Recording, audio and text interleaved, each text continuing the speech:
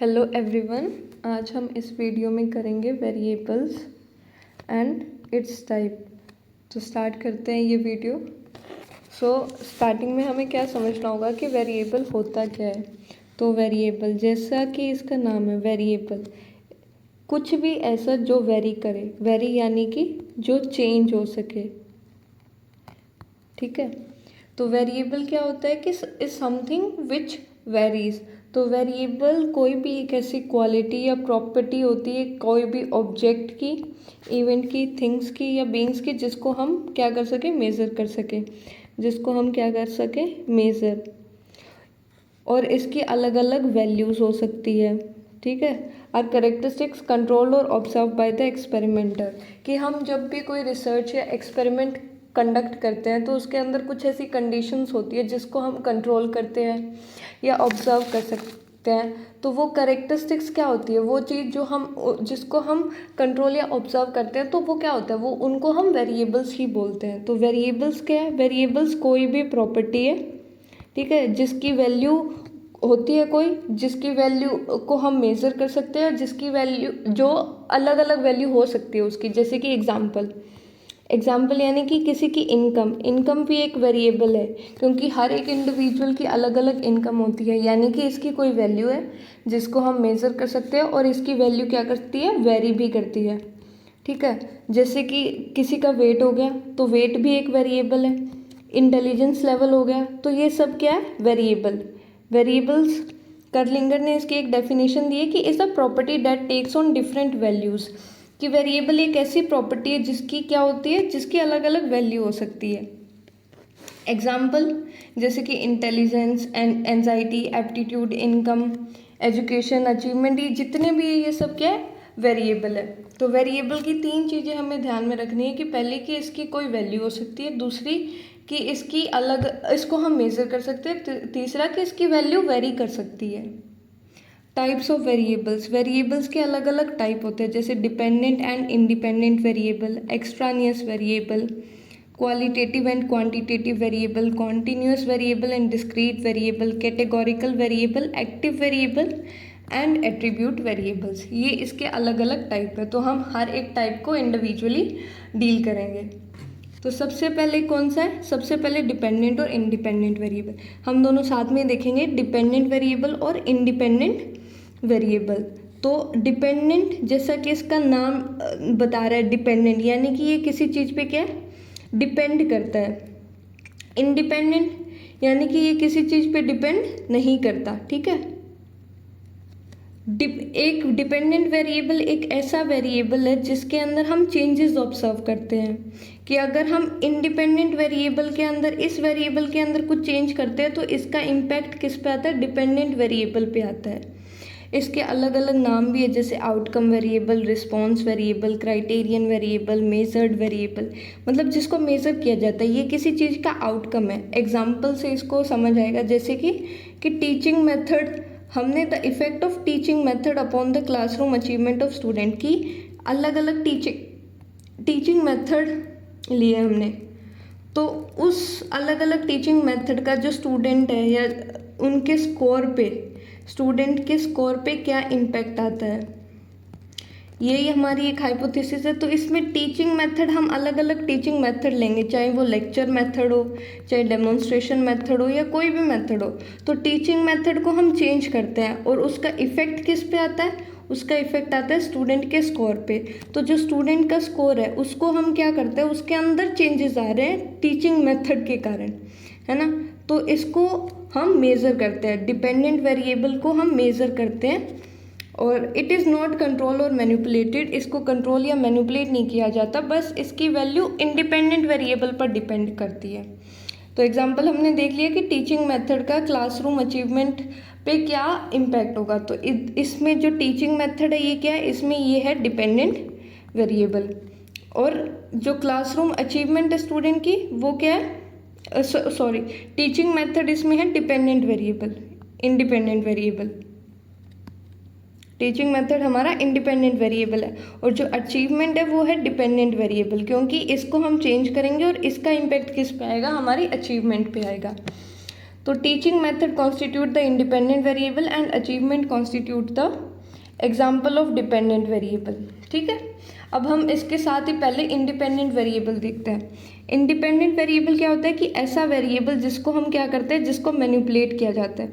Independent variable को क्या किया जाता है, इसको हम मैनिपुलेट करते हैं, इसके अंदर हम चेंजेस करते हैं और फिर उसका इम्पैक्ट किस पे देखते हैं, हम उसका इम्पैक्ट हमारे डिपेंडेंट वेरिएबल पर देखते हैं। तो ये दोनों इंटर रिलेटेड है कि एक ये कॉज होता है या इनपुट होता है और इसको रिसर्चर कंट्रोल करता है। डिपेंडेंट वेरिएबल इफेक्ट होता है, जैसे हम पढ़ते हैं कॉज एंड इफेक्ट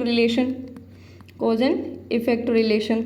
तो जो कॉज होता है वो होता है इंडिपेंडेंट वेरिएबल, मतलब इसको चेंज करके हम डिपेंडेंट वेरिएबल पे इसका इफेक्ट देखते हैं। इसका अल्टरनेटिव नेम्स क्या है, एक्टिव वेरिएबल्स नहीं, अलग होगा ये, manipulated variables, predictor variable, experimental variable. तो ये इसके अल्टरनेटिव नेम्स हैं।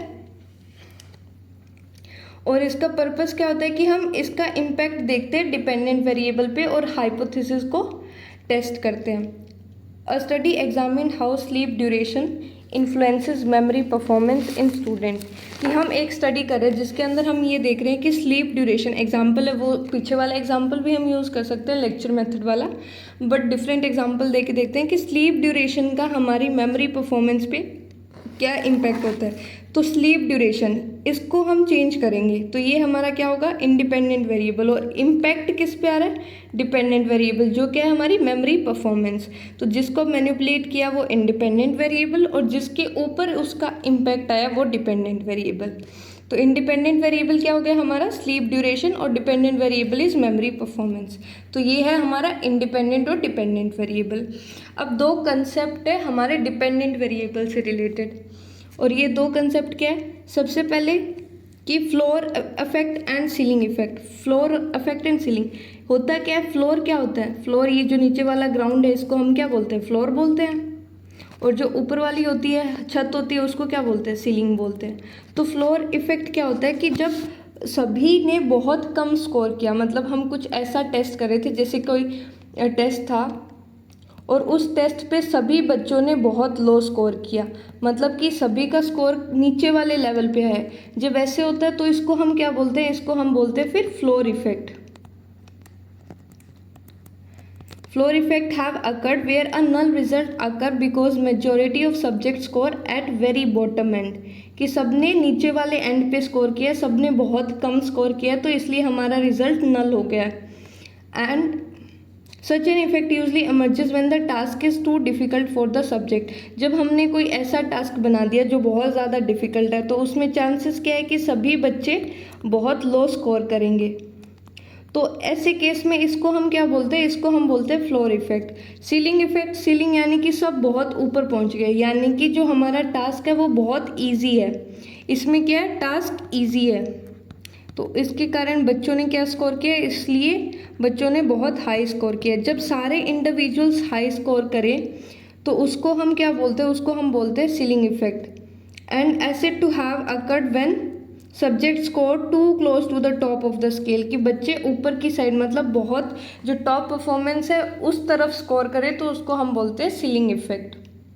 इंडिपेंडेंट वेरिएबल हमने देख लिया। अब type of independent variable, independent variable की भी कुछ अलग अलग टाइप्स है, जैसे कि depending upon the nature of variables the independent variable में बी क्लासिफाइड इनटू 3 कैटेगरीज।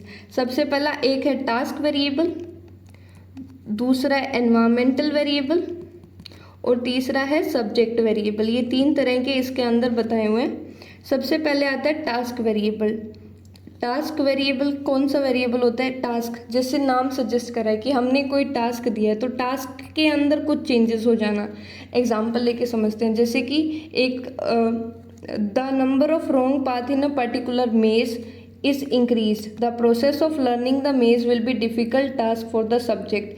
तो इसके अंदर टास्क क्या है कि एक कोई भूलभुलैया है, ठीक है, इसके अंदर हमने क्या किया, इसके अंदर जो गलत रास्ते हैं उसको हमने इंक्रीज कर दिया, यानी कि टास्क के अंदर कुछ चेंजेस कर दिया, टास्क के अंदर कुछ चेंजेस हो गया, तो इसके कारण जो वो लर्निंग परफॉर्मेंस है वो उनके लिए क्या हो जाएगी, वो डिफ़िकल्ट हो जाएगी। ठीक है, हम एक कंडक्ट करें कि कोई भी इंडिविजुअल या कोई भी जानवर, कुछ भी, कोई भी एक ऑर्गेनिज्म उस मेज़ को, उस भूल भुलैया को कितनी जल्दी पार कर सकता है। तो अगर जब गलत रास्तों को इंक्रीज़ कर देंगे तो जो लर्निंग है वो डिफ़िकल्ट हो जाएगी, यानी कि टास्क के अंदर कुछ चेंजेस करने के कारण हमारे जो डिपेंडेंट वेरिएबल है, जो लर्निंग है, उस पर क्या आया, इम्पैक्ट आया। तो इसको हम बोलते हैं task variable, which are associated with behavioural task presented to the subject, की जो उसको टास्क दिया है उससे रिलेटेड होते हैं। It include physical characteristics of operators, की कोई भी हम ऑपरेटर्स यूज़ कर रहे हैं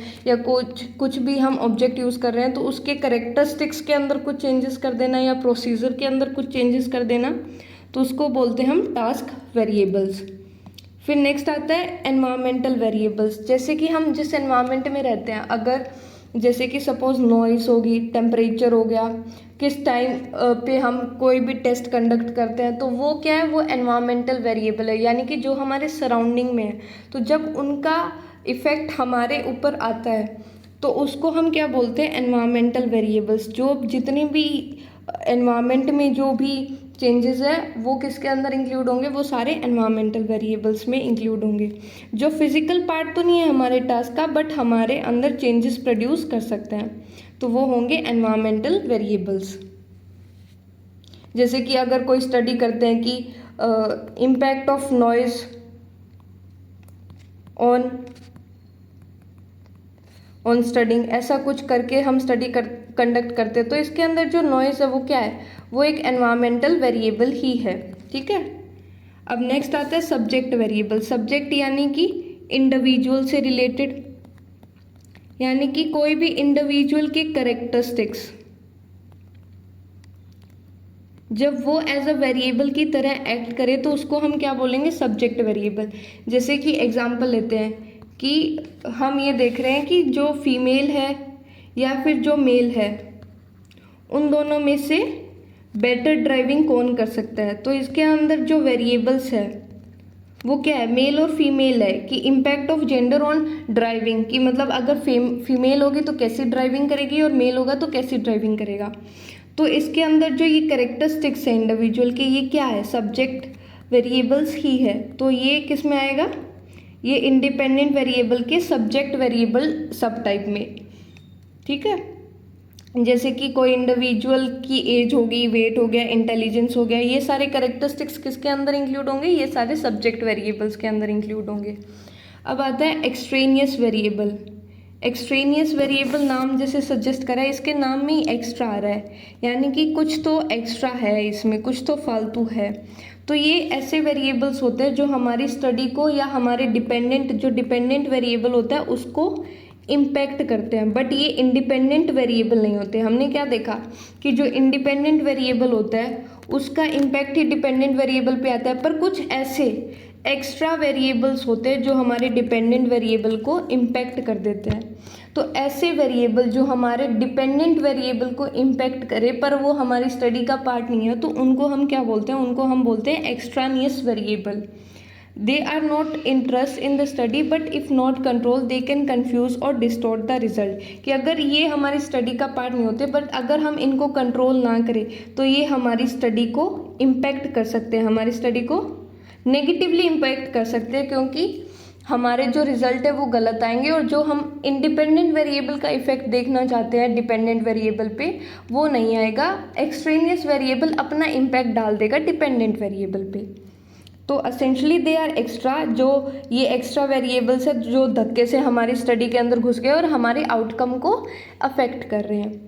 can not always be fully eliminated but they can be control और मिनिमाइज थ्रू रिसर्च डिज़ाइन। कि हम इनको फुली तो एलिमिनेट नहीं कर सकते, मतलब बहुत सी रिसर्च ऐसी होती है जिसके अंदर एक्सट्रेनियस वेरिएबल को फुली एलिमिनेट करना बहुत मुश्किल होता है। तो हम कुछ कंट्रोल मेजर्स करते हैं कि हम कैसे एक्सट्रेनियस वेरिएबल को कंट्रोल करें।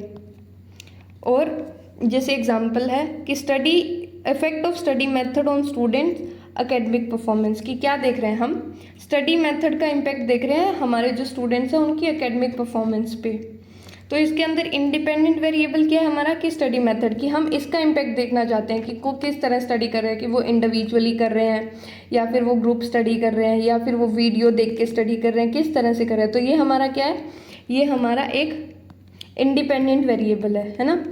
और स्टूडेंट का स्कोर आएगा कि मतलब किस तरह का स्टडी मेथड यूज़ करके उनका किस तरह का स्कोर आ रहा है, तो वो क्या है हमारा डिपेंडेंट वेरिएबल। बट इसके अंदर एक्सट्रेनियस वेरिएबल क्या होगा, प्रायर नॉलेज, कि जैसे सपोज हमने कोई ऐसा टेस्ट ले लिया, जिसके बारे में एक इंडिविजुअल या स्टूडेंट को पहले से कुछ पता था, जैसे कि वेरिएबल्स है। आप ये वीडियो देख रहे हो, अगर आपको वेरिएबल्स के बारे में पहले से थोड़ी बहुत नॉलेज है तो आपको शायद चांसेस है कि आपको ये अच्छे से समझ आए, एज़ कम्पेयर टू जिसको थोड़ा बहुत भी नहीं पता है इसके बारे में। मोटिवेशन, अगर कोई इंडिविजुअल मोटिवेटेड है कोई पढ़ने के लिए, तो उसका रिजल्ट चांसेस है कि वो बेटर आए, तो लेवल ऑफ मोटिवेशन भी इम्पेक्ट कर सकता है। हम किस तरह के एनवायरनमेंट में बैठे हैं वो भी इम्पेक्ट करता है। अगर बहुत से नॉइजी एनवायरनमेंट है तो हमारा कंसंट्रेशन कम होगा, तो वो भी इम्पेक्ट करेगा किस टाइम हम दे रहे हैं। कुछ इंडिविजुअल्स होते हैं जिनको सुबह अच्छे से पढ़ा जाता है, किसी को रात में अच्छा पढ़ा जाता है, तो अलग अलग ऐसे टाइम होता है जो हमारे स्टडी को इम्पेक्ट कर सकता है। तो ये ऐसे वेरिएबल्स है जो हमारे इंडिपेंडेंट वेरिएबल से अलग है बट हमारी स्टडी को इम्पेक्ट कर सकते हैं, तो इनको बोलते हैं एक्सट्रेनियस वेरिएबल।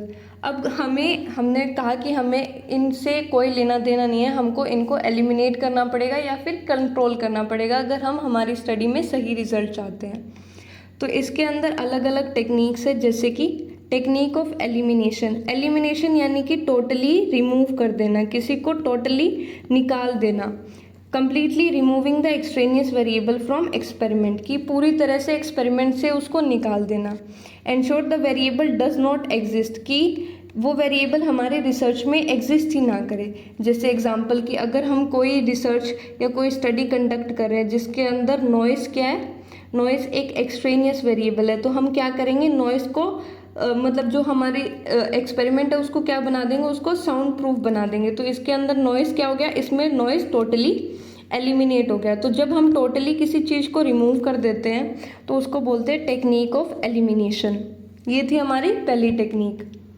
नेक्स्ट है constituency of conditions. Constituency of condition मतलब कि कॉन्स्टेंट कंडीशन कर देना, कॉन्स्टेंट यानी सबके लिए सेम कंडीशन कर देना, कि वैल्यूज़ उनकी कांस्टेंट हो। जैसे कि जितने भी पार्टिसिपेंट्स हैं, जैसे कि अगर 10 पार्टिसिपेंट्स हैं हमारी स्टडी के अंदर, तो हम क्या करें कि जो वैल्यूज़ है, जो एक्सट्रेनियस वेरिएबल है, वो सबके लिए सेम हो, कि जो जितने भी इंडिविजुअल्स है ये, इनके लिए जो एक्सट्रेनियस वेरिएबल है वो सेम हो। वो कैसा होगा कि हम सबको यूनिफॉर्म एनवायरनमेंट में रखें, कि मतलब एक जैसा एनवायरनमेंट हो, उनको एक तरह के इंस्ट्रक्शंस दें, एक तरह की प्रोसीजर्स फॉलो करें, तो सबके लिए वो क्या होगी, वो सारी चीज़ें कांस्टेंट हो गई, है ना। तो ऐसे भी हम एक्सट्रेनियस वेरिएबल को एलिमिनेट कर सकते हैं। जैसे conduct all study session in the same room, same lightning, same temperature, तो सबके लिए कंडीशन सेम है, यानी सबके लिए कंडीशन क्या है, कांस्टेंट है। तो ऐसे करके भी हम जो हमारा एक्सट्रेनियस वेरिएबल का इम्पैक्ट है उसको कंट्रोल कर सकते हैं। तो ये होगी हमारी second condition, second technique. Next है थर्ड, बैलेंसिंग। बैलेंसिंग यानी कि इक्वल कर देना। अब इक्वल किस में करेंगे, जैसे कि हम एक्सपेरिमेंट करते हैं तो उसके अंदर हम दो तरह के ग्रुप लेते हैं। एक होता है हमारा एक्सपेरिमेंटल ग्रुप और दूसरा होता है हमारा कंट्रोल ग्रुप। दो तरह के ग्रुप होते हैं, experimental and control. Experimental group क्या होता है, जिसको हम इंडिपेंडेंट वेरिएबल देते हैं, और कंट्रोल ग्रुप क्या होता है, जिसको हम इंडिपेंडेंट वेरिएबल नहीं देते। इसको हम रखते हैं इसलिए कि ताकि हमें पता चले कि जो हमारे रिसर्च के अंदर जो रिजल्ट आया है वो इंडिपेंडेंट वेरिएबल के कारण है या कोई और फैक्टर के कारण है। तो ये दोनों एक दूसरे के साथ कंपेयर किया जाता है इनको, ताकि हमें पता चले कि जो हमारी रिसर्च है वो सही है या नहीं है। तो कंट्रोल ग्रुप में क्या होता है कि हम कोई भी इंडिपेंडेंट वेरिएबल नहीं देते, और एक्सपेरिमेंटल ग्रुप में क्या होता है कि हम इंडिपेंडेंट वेरिएबल देते हैं। अब distribute the extraneous variable equally across experimental group and control group. तो हम एक्सट्रेनियस वेरिएबल को क्या करेंगे कि दोनों में इक्वली डिवाइड कर देंगे, कि एक्सपेरिमेंटल ग्रुप में भी वही सेम एक्सट्रेनियस वेरिएबल हो और कंट्रोल ग्रुप में भी वही सेम हो। Ensure each group has similar characteristics related to extraneous variable. अब जैसे एग्जाम्पल क्या है इसमें, suppose the researcher knows that sex is extraneous variable in a particular experiment, कि जैसे कि अगर मेल और फीमेल है कोई एक्सपेरिमेंट में हमें लग रहा है कि मेल और फीमेल का होना एक एक्सट्रेनियस वेरिएबल हो सकता है, मतलब कि अगर किसी पर्टिकुलर ग्रुप में मेल ज़्यादा है तो उसका इम्पैक्ट अलग हो सकता है, और किसी पर्टिकुलर ग्रुप में अगर फीमेल ज़्यादा है तो उसका इम्पैक्ट अलग हो सकता है। तो मेल और फीमेल को दोनों ग्रुप में इक्वली डिवाइड कर देना, कि अगर मान लो इसके अंदर 2 मेल है और 3 फीमेल है, इसके अंदर भी सेम कर देना, 2 मेल 3 फीमेल। तो ऐसे जब हम दोनों में बैलेंस कर देते हैं तो उसको हम क्या बोलते हैं, बैलेंसिंग। तो ये हमारी तीसरी टेक्निक है। नेक्स्ट टेक्निक है काउंटर बैलेंसिंग। इसमें क्या होता है कि जैसे अगर हम कोई स्टडी बार बार करते हैं, जैसे एग्जांपल से समझते हैं, testing memory with 2 types of study material. Group 1 studies material X first, then group Y, then Y। अच्छा, मटेरियल अलग अलग है, material X first and material Y। Group 2 studies Y first and then X। कि जैसे suppose हमारे पास कोई भी 2 तरह के मटेरियल है, जैसे कि सपोज करते हैं हम, एक है हमारे पास 2 सब्जेक्ट मानते हैं कि जीके है एक और दूसरा इंग्लिश है, ठीक है। तो ये 2 है, तो हमें लगता है कि अगर मान लो हम इनके मेमोरी टेस्ट कर रहे हैं या फिर इनका कोई भी टेस्ट ले रहे हैं, तो हमें लगता है कि अगर कोई इंडिविजुअल ने जीके पहले पढ़ी है तो उसका इम्पैक्ट आ सकता है इंग्लिश पे, कि उसकी शायद परफॉर्मेंस बेटर हो जाए, शायद परफॉर्मेंस ख़राब हो जाए। तो हम क्या करेंगे कि कंपेयर करने के लिए क्या करते हैं कि सबसे पहले एक बार तो पहले जीके करवा देते हैं स्टडी, दूसरी बार क्या करवाते हैं, इंग्लिश करवा देते हैं, फिर दूसरी टोटली अपोजिट कंडीशन लेते हैं कि एक ग्रुप को पहले इंग्लिश करवाते हैं और फिर क्या करवाते हैं, जीके स्टडी करवाते हैं। तो ऐसे जो फटीग और जो प्रैक्टिस का इम्पैक्ट है वो कम हो जाता है। तो testing memory with 2 types of study material, group 1 studies material and then Y। तो इस तरह से हम काउंटर बैलेंसिंग करके भी हमारा जो एक्सट्रेनियस वेरिएबल है उसका इम्पैक्ट कम कर सकते हैं। तो इसमें एक्सट्रेनियस वेरिएबल क्या होता है कि जो प्रैक्टिस है या जो फटीग है, एक बंदा थक जाता है, फटीग यानी थकना, प्रैक्टिस यानी कि अगर उसने बार बार प्रैक्टिस कर लिया है तो उसके कारण भी अलग जो हमारा डिपेंडेंट वेरिएबल है उस पर इम्पैक्ट आ सकता है। तो ऐसी कंडीशंस में हम इस तरह का काउंटर बैलेंसिंग करते हैं कि एक ग्रुप को पहले कोई सी चीज़ करवाते हैं और दूसरे ग्रुप को कोई सी। तो इससे हमें पता चल जाता है कि जो इम्पैक्ट आया है वो किसके कारण आ रहा है।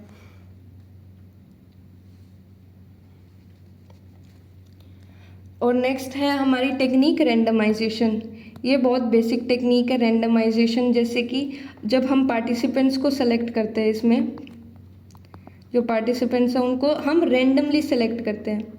कैसे रैंडमली? रैंडमली यानी कि हर एक इंडिविजुअल के इक्वल चांस है उस ग्रुप में आने के, ठीक है। जैसे कि प्रोबेबिलिटी बोलते हैं ना, कि अगर मान लो हमारे पास अगर कोई डाइस है, ठीक है, तो उसके अंदर हमारे इक्वल चांसेस है कि भाई कुछ भी आ सकता है 1 to 6, तो रैंडमली कुछ भी आ सकता है, हमें नहीं पता। तो वैसे ही हम पार्टिसिपेंट्स को सेलेक्ट, इसकी डेफिनेशन क्या है कि randomly assigning participant to different groups so that extraneous variable are equally likely to affect all groups.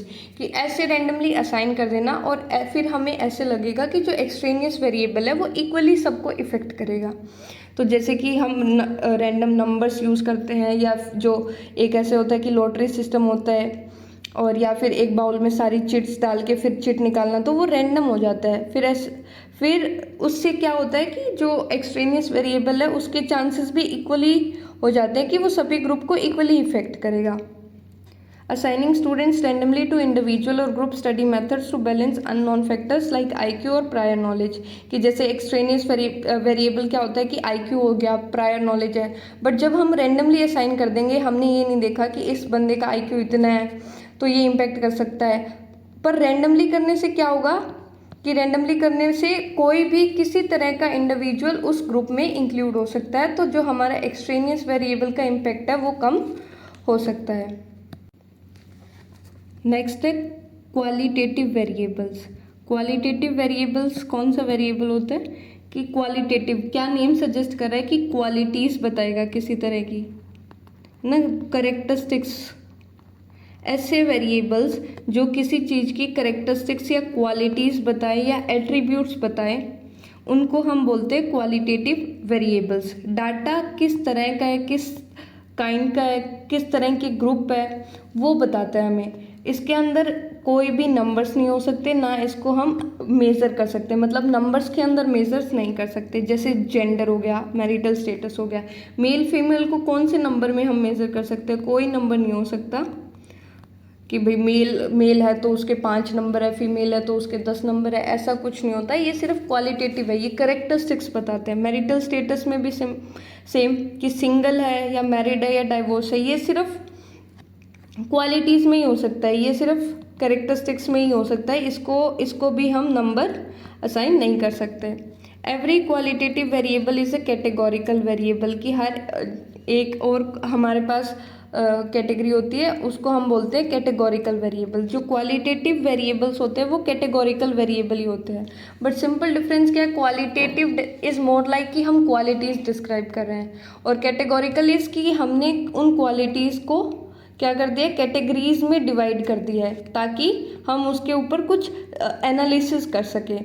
तो बाकी इन दोनों में कोई डिफरेंस नहीं है, मेनली सेम ही है। तो कैटेगोरिकल वेरिएबल क्या है पढ़ा हमने? कैटेगोरिकल वेरिएबल भी क्या है? सेम ही है कि इसके अंदर क्वालिटीज़, ग्रुप्स और कैटेगरीज डिफाइन होती है, ना कि न्यूमेरिकल वैल्यूज़। तो इसके अंदर एक special type of categorical variable है जिसको हम बोलते हैं डाइकोटमस वेरिएबल। डाइकोटमस, डाई यानी 2। डाइकोटमस वेरिएबल क्या होता है? जिसके अंदर कुछ 2 वैल्यूज़ है, जिसको हम 2 कैटेगरीज के अंदर डिवाइड कर सके, तो उसको हम बोलते हैं डाइकोटमस या बाइनरी वेरिएबल्स। तो इसके अंदर 2 टाइप्स बता रखे हैं। एक होता है नेचुरली डाइकोटमस वेरिएबल, एक होता है आर्टिफिशियल डाइकोटमस। नेचुरल यानी कि जो नेचुरली एग्जिस्ट करे, नेचुरली 2 कैटेगरीज में डिवाइडेड हो, जैसे कि naturally binary meaning the characteristic itself exist in only 2 possible forms, कि हमने उसके अंदर कुछ चेंज नहीं किया, वो ओरिजिनली मतलब नेचर के अंदर ऑलरेडी ही 2 कैटेगरीज में एग्जिस्ट करता है। जैसे कि या तो कोई बंदा डेड है या कोई बंदा अलाइव है, यही हो सकता है। या तो कोई मरा हुआ हो सकता है या कोई जिंदा हो सकता है, या कोई वुमेन प्रेग्नेंट हो सकती है या प्रेग्नेंट नहीं हो सकती, ये 2 ही कैटेगरी है। या एक कॉइन के ऊपर हेड आ सकता है या किसी कॉइन के ऊपर टेल आ सकता है। तो ये नेचुरली है कि हमने इसके अंदर कुछ चेंजेस करके इसको कैटेगरीज में डिवाइड नहीं किया, ये ऑलरेडी इन द नेचर ऐसे ही एग्जिस्ट करता है। आर्टिफिशियल डाइकोटमस क्या होता है? आर्टिफिशियली डाइकोटमस यानी कि हमने उसके अंदर कुछ चेंज किया है, उसके अंदर मैन ने कुछ चेंजेस करके उसको कैटेगरीज में डिवाइड किया है। Variables that are not naturally 2 category but are forced into 2 categories by researcher for simplicity और analysis, कि रिसर्चर इसको 2 कैटेगरीज में डिवाइड कर देता है ताकि जो एनालिसिस है वो इजी हो। जैसे कि pass and fail. Pass and fail ये कैटेगरी एग्जिस्ट नहीं करती, हमने एक क्राइटेरिया बनाया कि जो 40% जो लेके आएगा वो पास होगा, 40% या 40% से ऊपर होगा वो पास होगा, अदरवाइज फेल होगा। कि हमने इसको एक कट ऑफ के बेसिस पे डिफाइन किया है। ये नेचुरली तो नहीं है, नेचुरली तो क्या एग्जिस्ट करता है कि किसी बंदे के कितने नंबर आए, पर हमने इसको 2 कैटेगरीज में डिवाइड कर दिया, पास एंड फेल। तो इसको हम बोलते हैं आर्टिफिशियली डाइकोटमस वेरिएबल। अब आता है क्वांटिटेटिव वेरिएबल्स। क्वांटिटेटिव वेरिएबल्स यानी कि न्यूमेरिकल वैल्यूज़, जो किस में एक्सप्रेस कर सके हम, जो नंबर्स में एक्सप्रेस हो सके, उसको हम बोलते हैं quantitative variables. They represent how much or how many of something can be measured or counted. उनको हम काउंट कर सकते हैं और मेज़र कर सकते हैं। इनके ऊपर हम अलग अलग मैथमेटिकल और स्टैटिस्टिकल ऑपरेशंस लगा सकते हैं। तो ऐसे वेरिएबल्स को हम क्या बोलते हैं? Quantitative variables. इसके 2 टाइप है, एक है कॉन्टीन्यूअस, एक है डिस्क्रीट। तो कॉन्टीन्यूअस वेरिएबल क्या होता है? कॉन्टीन्यूअस वेरिएबल मतलब कि कोई भी रेंज के अंदर उसकी कोई भी वैल्यू हो सकती है, मतलब वो डेसिमल के अंदर भी एग्जिस्ट कर सकता है, कि मतलब उसकी वैल्यू अगर हम डेसिमल में लिखना चाहें तो वो लिखी जा सकती है। उसको हम मेज़र करते हैं, ना कि काउंट कर सकते हैं। मेज़र और काउंट में एक डिफरेंस है, ठीक है। काउंट क्या होता है? 1 2 3 4 5, ये क्या है? काउंटिंग। मेज़र क्या है? मेज़र कुछ भी हो सकता है, जैसे कि उसकी वैल्यू पॉइंट्स में या जिसको हम डेसिमल्स बोलते हैं उसके अंदर भी आ सकती है। जैसे कि एग्जांपल, हाइट है किसी इंडिविजुअल की, तो वो मेज़र काउंट नहीं की जाती कि उसकी 1 हाइट है, 2 हाइट है, ऐसे नहीं। उसको हम मेज़र करते हैं कि उसकी 160.5 सेंटीमीटर है, या फिर कितनी है, मतलब 0.7 है, जितनी भी है, मतलब पॉइंट्स के अंदर एक रेंज के अंदर भी वैल्यू हो सकती है। किसी का वेट, मतलब किलोग्राम और उसके बाद ग्राम, ऐसे करके कोई भी रेंज के अंदर हो सकता है। उसको वेट भी ऐसे थोड़ी मेज़र होता है कि एक वेट है, 2 वेट है, ऐसे नहीं। इसको हम क्या करते हैं, मेज़र करते हैं, ठीक है। इसकी 2 क्वालिटीज़ है कि एक तो ये रेंज के अंदर हो सकती है, कोई भी रेंज के अंदर, और इसको हम काउंट नहीं, इसको हम मेज़र करते हैं। डिस्क्रीट वेरिएबल क्या होता है, डिस्क्रीट यानी कि जिसको काउंट करते हैं सिर्फ, जैसे कि एक जो बुक शेल्फ है उसके ऊपर कितनी बुक्स रखी हुई है, तो इसको हम मेज़र थोड़ी करेंगे कि 0.1 है, 2 है, ऐसे नहीं, सिर्फ कितनी बुक्स है काउंट करेंगे, 1 2 3 4 जितनी भी है, 3 बुक्स है तो हम बोलेंगे कि इस बुक शेल्फ पे 3 बुक्स है। इसको अंदर फ्रैक्शंस और डेसिमल्स नहीं हो सकते, कि जैसे और एग्जांपल है कि कोई भी एक फैमिली के अंदर कितने बच्चे, तो हम ये थोड़ी बोलते 2.1 बच्चे हैं, आइदर 2 और 3, ऐसे ही हो सकता है, पॉइंट के अंदर वैल्यू नहीं आ सकती। तो ऐसे वेरिएबल्स जिसके अंदर एक स्पेसिफिक और डिस्टिंक्ट वैल्यू होगी, एक होल नंबर के अंदर वैल्यू होगी, तो उन वेरिएबल्स को हम डिस्क्रीट वेरिएबल्स बोलते हैं।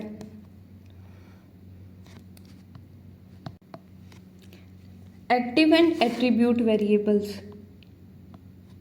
Active and attribute variables, active variables यानी कि जिसको हम चेंज कर सकते हैं और कंट्रोल कर सकते हैं, यानी कि क्या, चेंज और कंट्रोल। जैसे कि एग्जांपल कि अगर स्टडी मेथड है तो हम उसको चेंज भी कर सकते हैं, कंट्रोल भी कर सकते हैं, कि स्टडी मेथड हमें कौन सा अप्लाई करना है ना, तो उसको हम चेंज कर सकते हैं कि अगर हमें लेक्चर मेथड लेना है, या हमें प्रैक्टिकल कोई मेथड लेना है, या हमें ऑनलाइन कोई मेथड लेना है, तो वो क्या हो सकता है, उसको हम कंट्रोल हमारे अकॉर्डिंगली चेंज कर सकते हैं और उसको हम चेंज भी कर सकते हैं। तो ऐसे वेरिएबल जो कि चेंज हो सकते हैं और कंट्रोल हो सकते हैं, उनको क्या बोलते हैं, एक्टिव वेरिएबल बोलते हैं। एट्रीब्यूट, एट्रीब्यूट वेरिएबल क्या होता है कि एट्रीब्यूट ऐसे वेरिएबल्स जिसको हम चेंज नहीं कर सकते। अब कोई पर्टिकुलर इंडिविजुअल है, पर्टिकुलर इंडिविजुअल का अगर जेंडर मेल है तो वो हम खुद अपनी प्रेफरेंस से तो चेंज नहीं कर सकते कि मेल को फीमेल बना देंगे।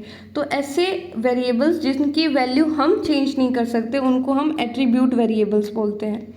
जैसे कि जेंडर मेल और फीमेल, किसी पर्सन की एज, हमने कहा कि आज अगर किसी की 15 साल एज है तो हम चाहते हैं हमारी स्टडी के अंदर उसकी एज 20 साल हो जाए, तो हम चेंज नहीं कर सकते। जो जैसी है, जैसे ट्रेट एक इंडिविजुअल में है वो ट्रेट वैसे ही रहेंगे। तो ऐसे वेरिएबल्स को हम क्या बोलते हैं, एट्रीब्यूट वेरिएबल।